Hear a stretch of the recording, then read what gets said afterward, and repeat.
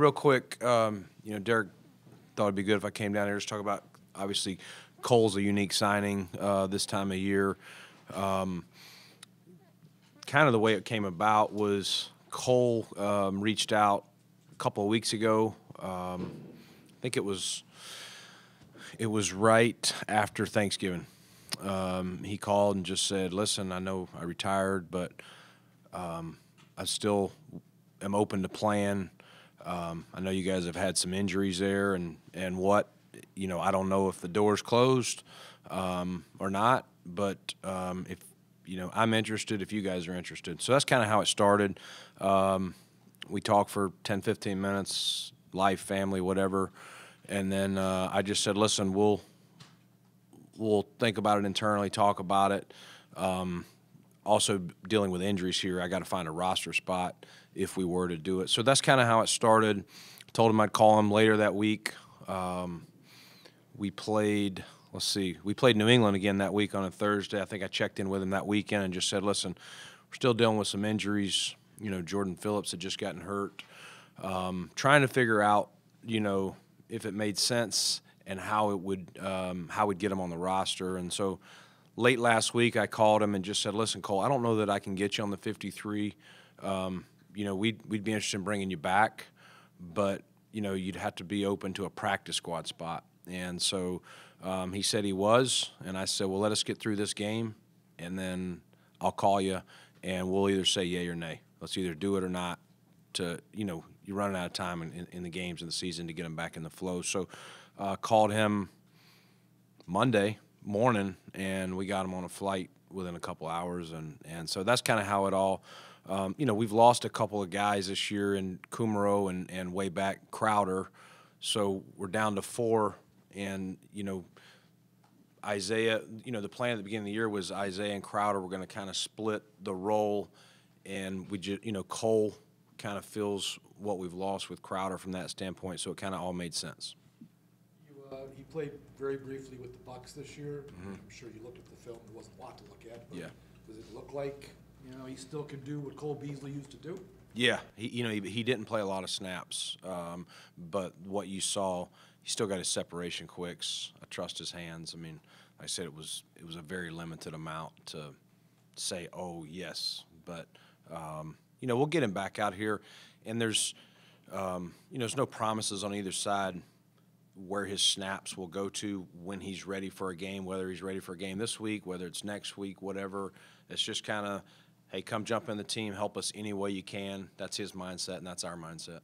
It wasn't a clean departure in some ways with Cole, back going on social media this summer saying, "I won't regret leaving the Bills." How do you deal with that part of that? Did it come up in conversation? How did you approach that part? Yeah, that's a good question, John. I mean, I think, knowing Cole, Cole wears his emotions on his sleeves. That's what makes, for a small guy, tough. And, we in a roundabout way talked about things, and, no one's perfect. Deep in his heart, Cole's a good person, and I think ultimately we appreciated who he was when he was here, and, did everything finish the way he or we wanted? Perfectly, probably not. But I think a healthy respect on both sides, and I think that's why you keep it open. You never close the door. Are you hopeful? Do you think you could use another move the chains option against some elite defenses? Yeah, I mean, I think Cole provides you that. He's, the way we've used him, he's an extension of the run game, Mark. It's when people are just trying to take away the deep stuff, and you need those guys finding the holes, in the middle when you got to throw it, 3rd and 3, 3rd and 5, whatever the the down and distance is. I think Cole has proven to be that. And again, this is the first time in Ken Dorsey's offense. Not a lot's changed. Ken's got his own wrinkles on it, but he'll have to fit into that as well. How much did Josh have an input on this? Did you contact him and get his? Yeah, I mean, the next week, I think at some point Cole, maybe after he had talked to me, I think he probably mentioned a couple of guys that he reached out and, would be interested. So Josh actually came up to me at some point and said, "Hey, you talked to Cole?" And I was like, "Yeah, I did." And he said, "What are you thinking?" And I just said, "I'm still thinking," and it's not just as simple as bringing Cole back. It's I got to figure out the roster piece here as well. But yeah, of course, I said, well, how do you think he'd fit? In our room, and you want to make sure not just as a player, everything walk back in, fit like he never left type thing. And of course, Josh, he felt like everything would be great if we did make the move. Is it unrealistic to think he could play Saturday? I don't think it's unrealistic. No, I think, yesterday we just had a walkthrough, so I think we'd have to see and make sure. What we wouldn't want to do if we played him is have him have a setback, like he's not in football shape. I know he went and. When I checked in with him a couple times, he started running routes again. I think he was playing basketball mainly, but started running routes. I don't think he had a pro quarterback throwing to him, but he was trying to get himself in shape. So, that would be up for Sean and Dorsey and Chad Hall to determine if he's ready to roll, along with our medical staff to make sure there's no concern about the soft tissue stuff. And you also mentioned Jamison earlier and how kind of Cole could fill that role. Yeah. Is there still a possibility Jamison returns? I think it's still a possibility, yes. Yeah, he's still working his way back, not been cleared or anything like that, and he would need to work himself. It's been so long back into football shape using the window. So, I think he's improving. I don't know if it's a couple weeks, 3 weeks. I'm not quite sure how close he is, but, yeah, we'd be open to, him back if, once deemed healthy. This is more of kind of an X's and O's kind of question, but that position, whether it be Jameson's injury or performance-related maybe with Isaiah, whatever, that dimension of the offense, and with whatever's going on with on that side of the ball, with it being able to reach its highest gear at the most important time, that's been the narrative, obviously, and what people see. Mm-hmm. How much has the lack of an answer at that slot receiver position affected things in your opinion? Yeah, I mean, every year is a new year, Adam. Every season has its own ups and downs. Again, I think Crowder was really doing a good job through the preseason, and he and Josh were kind of getting their groove going. Isaiah, was going to continue his role and maybe a little bit more than in years past, but his role definitely expanded, when Crowder went out. And so you're always trying to find answers for every defense. And, it's hard when Cole Beasley against zone defense he's got a really innate feel. He sees the game. It's very similar to how Josh sees it. Not a lot of guys see it, that clear happening like that, and that's one of his strengths, why a guy his size has had such success in the league and in this offense. There's a level of concern that you might have with Gabe's production, given the disparity between where Diggs is and where, almost doubling Gabe's numbers. Yeah, I mean, I think everybody, this is Gabe's first year as a full-time starter. His rookie year, John Brown was here. Last year we had Emmanuel Sanders. So I think we got to, and I do think Gabe, in fairness to him, he banged his ankle up.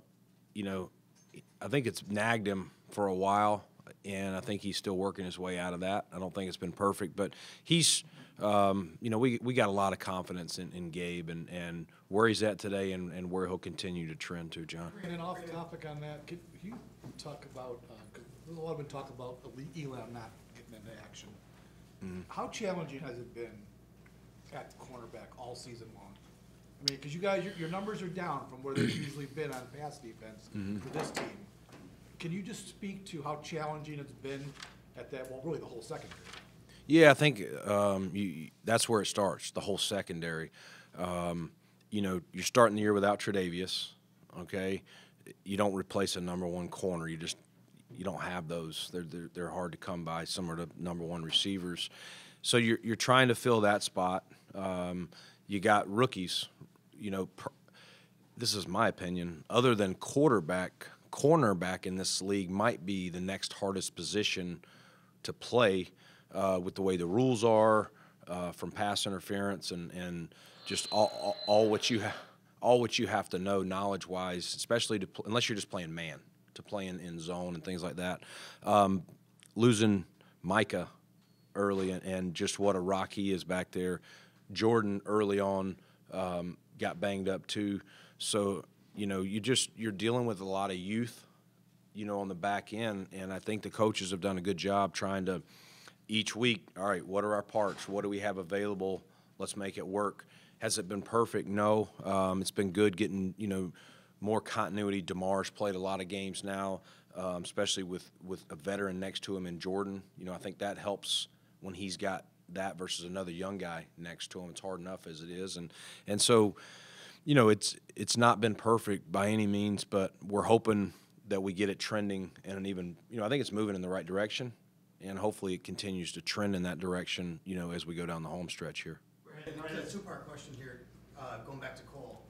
Where would this leave, if you will, maybe Isaiah, and what his role is, but also does this maybe allow Stephon and Gabe and whoever else to maybe even play more of their natural positions, if you will, on the outside, to having Cole be back in the slot? Yeah, I think we'll let the coaches decide that. We'll see how Cole fits back in, and it's more just let's add him, just like we did John Brown.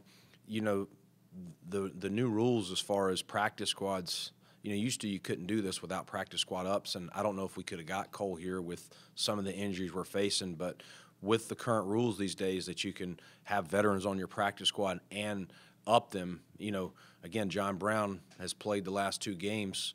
We hadn't had to actually have him on the 53 during the week. We've been able to up him. So part of that will be continue who we can get up on game day and how it works, and that'll probably be more of a week-to-week thing, Sal, versus the rest of the season.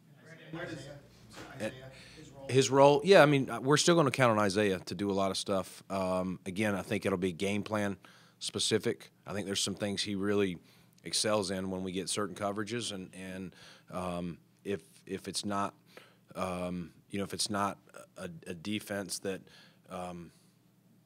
goes against his best strengths, then maybe we would lean towards Cole a little bit or someone else. Brandon, where does, you brought in John Brown, Cole Beasley, where does this put things now in possible pursuit of Odell?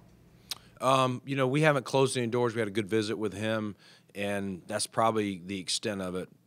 Signing Cole to the practice squad doesn't mean we would rule anything out. Again, we're just kind of going to move forward with who the guys we got right now, though. Brandon, I'm sorry if I missed this while I was setting up. Did you guys work Cole out before this move was made? No. No, I talked to him. He played earlier in the year, and he's been playing basketball. He hasn't just been sitting. And like I said, he was running routes the last couple of weeks. He's on practice squad. If before we put him in a game, we'll make sure he looks like he's ready to roll. And then separate but kind of related, Jay Kumaro, this is the first week after 4 weeks being on IR. Any update there?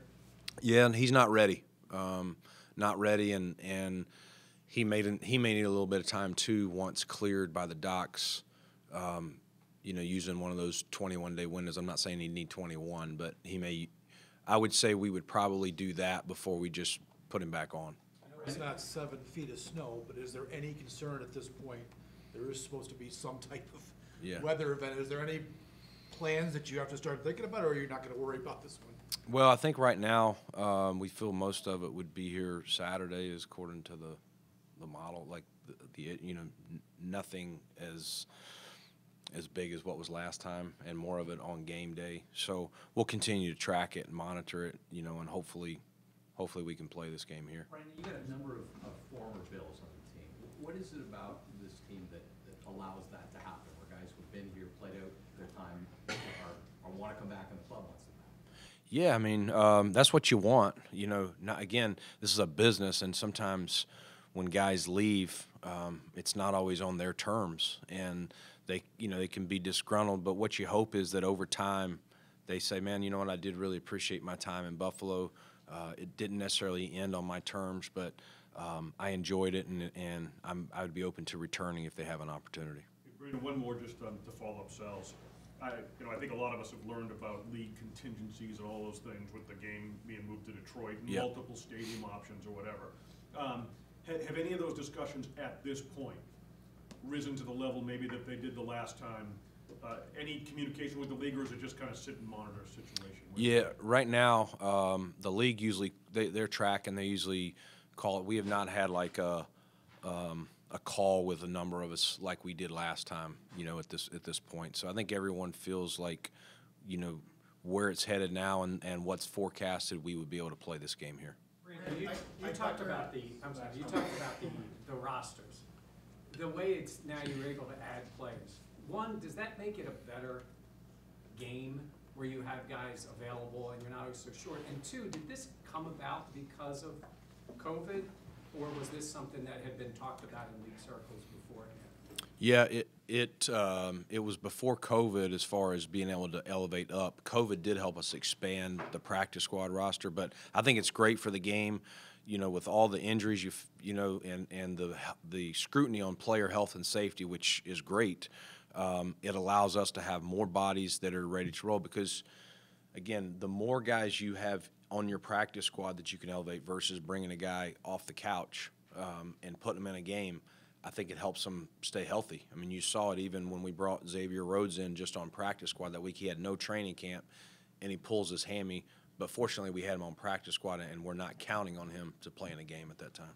Brandon, I think you only have a few days left here on this 21-day window. Correct. Do you know if there's a plan yet, or is that still to be determined? We're still going to determine, you know, whether we would look at this week, next week, or, you know, but Ike's doing a good job. Yeah. Thanks, guys.